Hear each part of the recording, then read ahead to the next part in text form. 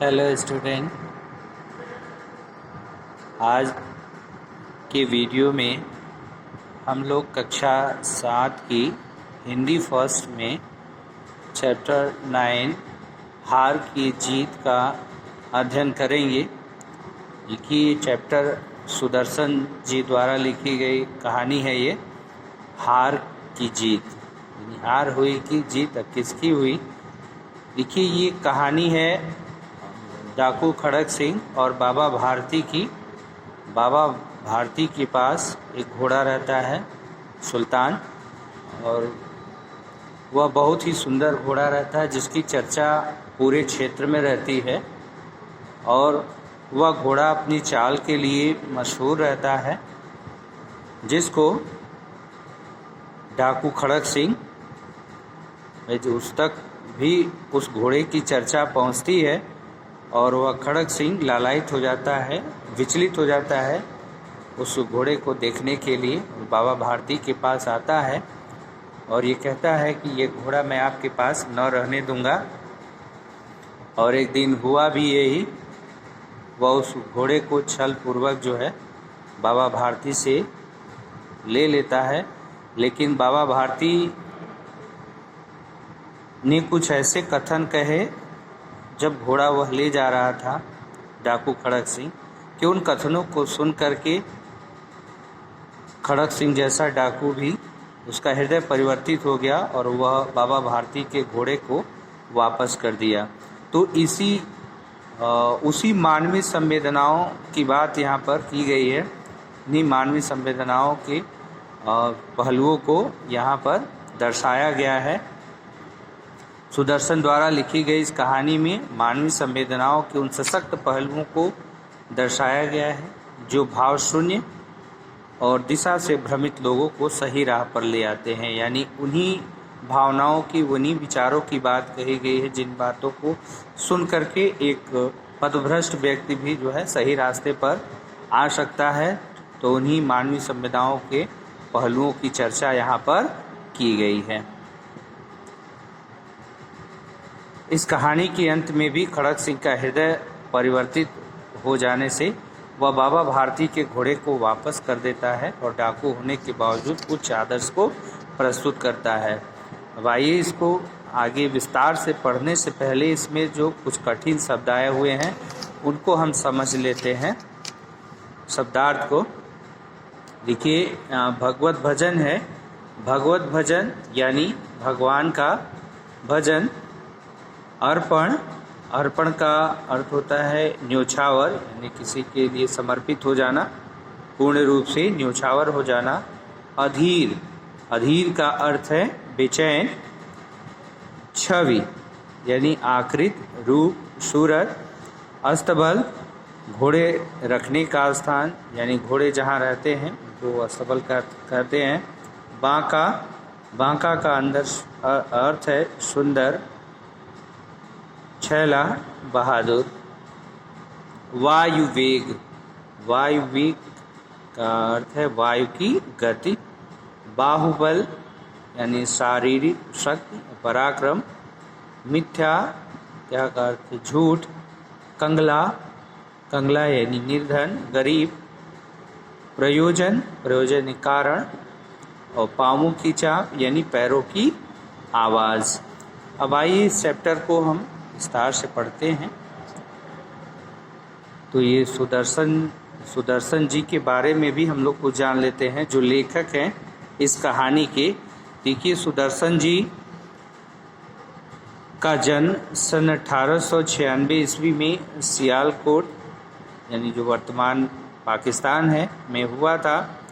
इन्होंने अनेक उपन्यास तथा कहानियाँ लिखी।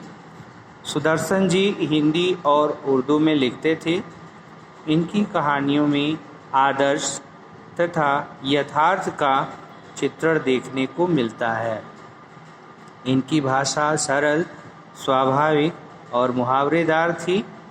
इनके उपन्यास हैं परिवर्तन, राजकुमार, भगवती। इनकी प्रसिद्ध कहानियां हैं हेर फेर, एल्बम, न्याय मंत्री, सवाल अठन्नी का।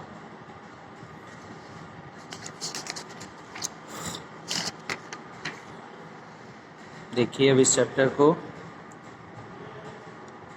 माँ को अपने बेटे और किसान को अपने लहलहाते खेत देखकर जो आनंद आता है, वही आनंद बाबा भारती को अपना घोड़ा देखकर आता था। देखिए जिस प्रकार माँ अपने बेटे को देख कर के जिस आनंद को प्राप्त करती है और किसान अपनी फसल को देख कर के जिस आनंद को प्राप्त करता है, उसी प्रकार से बाबा भारती अपने घोड़े को देख कर के आनंदित होते थे। भगवत भजन से जो समय बचता वह घोड़े को अर्पण हो जाता, यानी भगवान का भगवत भजन, भगवान की आराधना करने के बाद जो भी समय बाबा भारती के पास शेष बचता था वह घोड़े को समर्पित हो जाता था, यानी वो अपना सारा वक्त उस घोड़े को देते थे उसकी सेवा में। वह घोड़ा बहुत सुंदर था। बाबा भारती का जो घोड़ा था वह बहुत सुंदर था, बड़ा बलवान और बहुत बलवान भी। उसके जोड़ का घोड़ा सारे इलाके में न था, यानी उसके जैसा दूसरा कोई घोड़ा उस इलाके में नहीं था।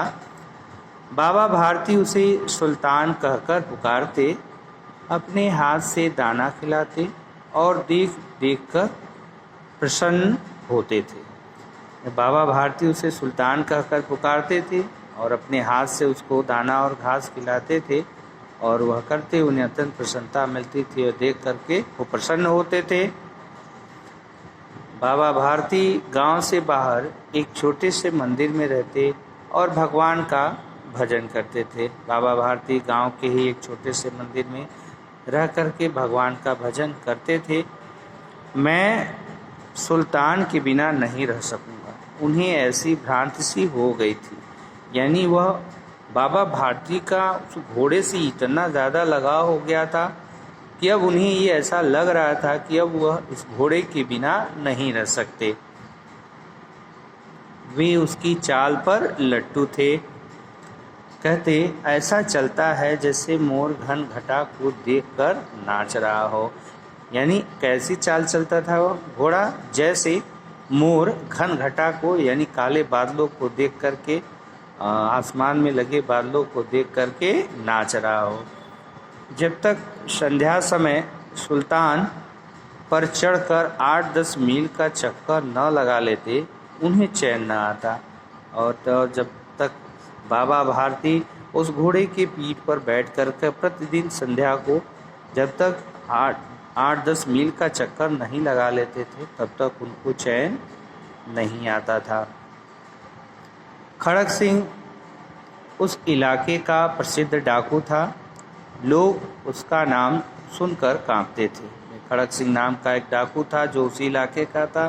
किस इलाके का? जिस इलाके में बाबा भारती अपने घोड़े के साथ रहते थे, तो उस इलाके में खड़ग सिंह नाम का एक डाकू था जिसके नाम को सुनकर लोग कांपते थे। होते होते सुल्तान की कीर्ति उसके कानों तक भी पहुंची और अब सुल्तान की कीर्ति यानी उसके नाम की चर्चा उस घोड़े तक, उस डाकू तक भी पहुंची। उसका हृदय उसे देखने के लिए अधीर हो उठा, विचलित हो उठा, बेचैन हो उठा। अब उसका हृदय उसे देखने के लिए बेचैन हो उठा, विचलित हो गया।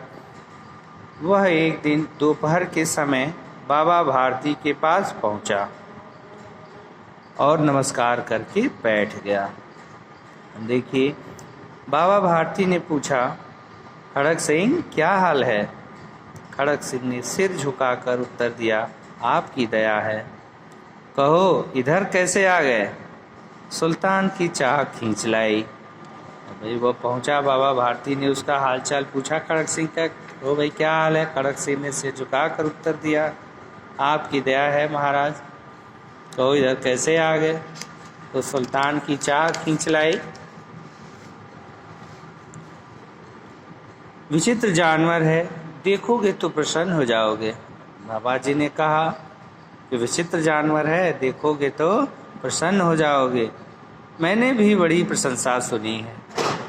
उनकी बातों को सुन करके खड़ग सिंह ने कहा कि हाँ, मैंने भी उसकी बड़ी प्रशंसा सुनी है। उसकी चाल तुम्हारा मन मोह लेगी। फिर बाबा जी कहते हैं कि उसकी चाल जो है वो तुम्हारा मन मोह लेगी। कहते हैं देखने में भी बड़ा सुंदर है, क्या कहना, जो उसे एक बार देख लेता है उसके हृदय पर उसकी छवि अंकित हो जाती है। बाबा जी ने यह कहा, बहुत दिनों से अभिलाषा थी, आज उपस्थित हो सका हूँ। खड़क सिंह ने कहा कि सही है, बहुत दिनों से अभिलाषा थी, अब आज मैं उपस्थित हो सका हूँ उसको देखने के लिए। बाबा भारती और खड़क सिंह अस्तबल में पहुँचे, यानी अस्तबल घोड़े जहाँ पर रहते हैं उनका निवास स्थान, उसको अस्तबल कहते हैं। बाबा ने घोड़ा दिखाया घमंड से, खड़क सिंह ने घोड़ा देखा आश्चर्य से। बाबा जी ने बड़े घमंड से किया, घोड़ा मेरा है, ये क्यों न होगा, क्योंकि बाबा जी भी मनुष्य ही थे, स्वभाव है अपनी वस्तुओं की प्रशंसा सुन करके मनुष्य जो है गौरवान्वित होता है। ठीक उसी प्रकार से बाबा जी को भी ये घमंड था कि यह घोड़ा मेरा है। उसने सहस्रों घोड़े देखे थे। किसने? डाकू खड़क सिंह ने सहस्रों घोड़े यानी हजारों घोड़े उन्होंने देखे थे, परंतु ऐसा बांका घोड़ा उसकी आंखों से कभी न गुजरा, यानी इतना तगड़ा शानदार घोड़ा कभी उनकी आंखों से नहीं गुजरा था। सोचने लगा, भाग्य की बात है, ऐसा घोड़ा खड़क सिंह के पास होना चाहिए था। इस साधु को ऐसी चीज़ों से क्या मतलब, डाकू है। उसने सोचा ये घोड़ा, ऐसा घोड़ा तो डाकुओं के पास होना चाहिए। बाबा जी को इन सब चीज़ों से क्या मतलब, बाबा जी क्या करेंगे घोड़े का। कुछ देर तक आश्चर्य से चुपचाप खड़ा रहा। इसके पश्चात उसके हृदय में हलचल होने लगी। बालकों की तरह अधीरता से बोला, यानी बेचैन होकर के बोला, परंतु बाबा जी इसकी चाल न देखी तो क्या देखा, एक घोड़े की चाल नहीं देखी तो क्या देखा। बाबा जी भी मनुष्य ही थे, अपनी वस्तु की प्रशंसा दूसरे के मुख से सुनने के लिए उनका हृदय अधीर हो गया, यानी विचलित हो गया। घोड़े को खोलकर बाहर गए। घोड़ा वायु वेग से उड़ने लगा, वायु वेग से उड़ने लगा। उसकी चाल देखकर खड़क सिंह के हृदय पर सांप लौट गया, यानी खड़क सिंह एकदम आश्चर्यचकित हो गया और अंदर ही अंदर उसके हृदय में वेदना होने लगी। वह डाकू था और जो वस्तु उसे पसंद आ जाए उस पर वह अपना अधिकार समझता था। उसके पास बाहुबल था और आदमी भी थे। जाते जाते बोला, बाबा जी मैं यह घोड़ा आपके पास न रहने दूंगा। और उसने जाते जाते बाबा भारती से ये बोला कि मैं अब ये घोड़ा तुम्हारे पास न रहने दूंगा। बाबा भारती डर गए। अब उन्हें रात को नींद न आती। सारी रात अस्तबल की रखवाली में कटने लगी। प्रतिक्षण खड़क सिंह का भय लगा रहता, परंतु कई मास बीत गए। लेकिन ऐसा करते उनको कई महीने बीत गए और वह न आया। कौन नहीं आया? डाकू खड़क सिंह। यहाँ तक कि बाबा भारती कुछ असावधान हो गए और इस भय को स्वप्न के भय की तरह मिथ्या समझने लगे। यानी अब उन्हें यह बिल्कुल एहसास हो गया कि उसने ऐसे ही कह दिया होगा झूठ मूठ में। एक दिन देखिए क्या हुआ। संध्या का समय था। बाबा भारती सुल्तान की पीठ पर सवार होकर घूमने जा रहे थे। जैसा कि वे प्रतिदिन उस घोड़े की पीठ पर सवार होकर के 8-10 मील का जब तक चक्कर नहीं लगा लेते थे तब तक उन्हें शांति नहीं मिलती थी। इस समय उनकी आंखों में चमक और मुख पर प्रसन्नता थी। कभी घोड़े के शरीर को देखते, कभी उसके रंग को, और मन में फूले न समाते थे, यानी खूब प्रसन्न होते थे, बहुत खुश थे उस घोड़े के साथ। सहसा एक ओर से आवाज़ आई। तब अचानक एक ओर से आवाज़ आई। क्या आवाज़ आई? ओ बाबा इस कंगले की सुनते जाना। ओ बाबा इस कंगले की, यानी इस गरीब की, इस दुखिए की भी सुनते जाना। आवाज़ में करुणा थी।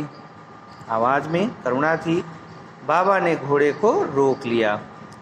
उतर कर देखा, एक अपाहिज वृक्ष की छाया में पड़ा करा रहा है। और जब उसने उतर कर देखा बाबा भारती ने, तो एक अपाहिज व्यक्ति उस वृक्ष की छाया में पड़ा करा रहा है। बोले, क्यों, तुम्हें क्या कष्ट है? बाबा उतर कर बोले, बोलो तुम्हें क्या कष्ट है? अपाहिज ने हाथ जोड़कर कहा, बाबा मैं दुखिया हूँ, मुझ पर दया करो। रामावाला यहाँ से 3 मील है, मुझे वहाँ जाना है, घोड़े पर चढ़ा लो, परमात्मा भला करेगा। देखिए वह अपाहिज जो है हाथ जोड़ करके बाबा से बोला कि मैं दुखिया हूँ, मुझ पर दया करिए। और रामावाला यानी रामावाला एक स्थान है या गांव का नाम है जो वहाँ से 3 किलोमीटर की दूरी पर था, और उसको उस अपाहिज व्यक्ति को वहीं पर जाना है। इसलिए वह कहता है बाबा से कि घोड़े पर चढ़ा लीजिए, परमात्मा आपका भला करेगा। वहाँ तुम्हारा कौन है? वहाँ तुम्हारा कौन है? दुर्गा दत्त वैद्य का नाम आपने सुना होगा, मैं उसका सौतेला भाई हूँ। तब उसने कहा खड़क सिंह ने कि दुर्गा दत्त वैद्य का आपने सुना होगा, मैं उसका सौतेला भाई हूँ। बाबा भारती ने घोड़े से उतरकर अपाहिज को घोड़े पर सवार किया और स्वयं उसकी लगाम पकड़कर धीरे धीरे चलने लगे। और भाई बाबा भारती साधु थे और वह उस अपाहिज को देख करके उनको दया आ गई। भाई लोगों की मदद करना ही मानवता है, तो इसलिए उन्होंने घोड़े से उतरकर अपाहिज को घोड़े पर बिठाया, सवार किया और स्वयं जो है उसकी लगाम पकड़े वह पैदल उसके साथ चलने लगे धीरे धीरे। अब आज के वीडियो में इतना ही। अब स्टूडेंट, अब नेक्स्ट वीडियो में हम आगे के भाग को लेकर के फिर उपस्थित होंगे। तब तक के लिए टेक केयर, बाय बाय।